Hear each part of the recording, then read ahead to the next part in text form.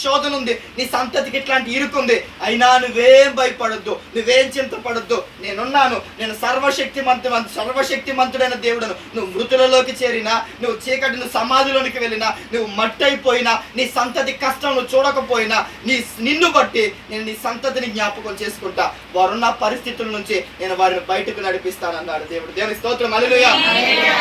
అబ్రహాము చనిపోయాడు, అబ్రహాము తర్వాత ఇస్సాకు చనిపోయాడు, ఇస్సాకు తర్వాత యాకోబు చనిపోయాడు, యాకోబు తర్వాత యోసేపు చనిపోయాడు, యోసేపు తర్వాత సంతతి పెరిగింది.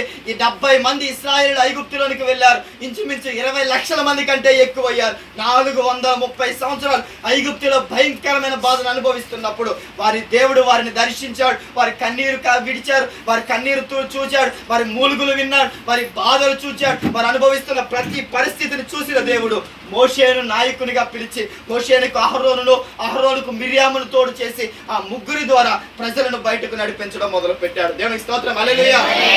స్తోత్రం చెప్పండి, హల్లెలూయా, హల్లెలూయా. వారిని బయటికి నడిపించిన దేవుడు వాళ్ళు వెళ్తారులే మీరు వెళ్ళండి అని చెప్పలా. పగలు మేఘస్తంభమై రాత్రి అగ్నిస్తంభమై 40 సంవత్సరములు వారికి ముందుండి వారిని నడిపించాడు వారి దేవుడు. దేవునికి స్తోత్రం, హల్లెలూయా. స్తోత్రం చెప్పండి, హల్లెలూయా.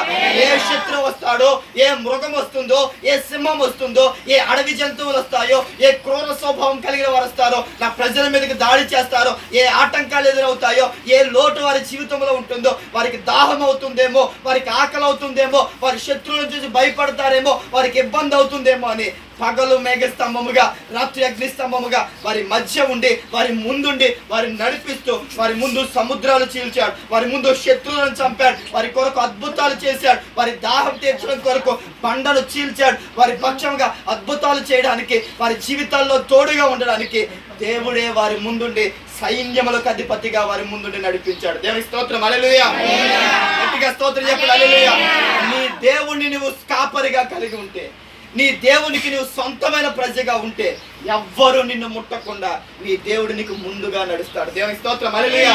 నీ మార్గాలు సిద్ధం చేస్తూ, నీ ముందున్న ప్రాకారాలు బద్దలు కొడుతూ, నీ ముందున్న అవసరాలు చీలుస్తూ, నీ ముందున్న ఇబ్బందులు చీలుస్తూ, మూయబడిన ప్రతి ద్వారాన్ని తెరుచుకుంటూ నీ సమస్యల నుండి నిన్ను బయటకు తీసుకొస్తాడు, నీ చీకటి కొలుముల నుండి బయటకు తీసుకొస్తాడు, నీ ముందున్న సముద్రాలు చీలుస్తాడు, ఆపదలు చీలుస్తాడు, పర్వతాలను బద్దలు కొడతాడు, లోయలు పూడుస్తాడు. నీకు మార్గాన్ని సిద్ధం చేసుకుంటూ పరాక్రమవంతుడైన దేవుడు, రోషము కలిగిన దేవుడు, సైన్యమును నడిపించిన రాజు వలె నీ ముందు నడిచే దేవుడై ఉన్నాడు. దేవునికి స్తోత్రం, హల్లెలూయా. స్తోత్రం చెప్పండి, హల్లెలూయా. మనము దేవుని కాపరిగా కలిగి ఉంటే మనకు ఆశీర్వాదం. మనము దేవునికి సొత్తైన ప్రజలుగా మనం ఉంటే మనకు ఆశీర్వాదం. ఏ కుటుంబం అయితే దేవునికి సొంత గొర్రెగా మార్చబడతావో,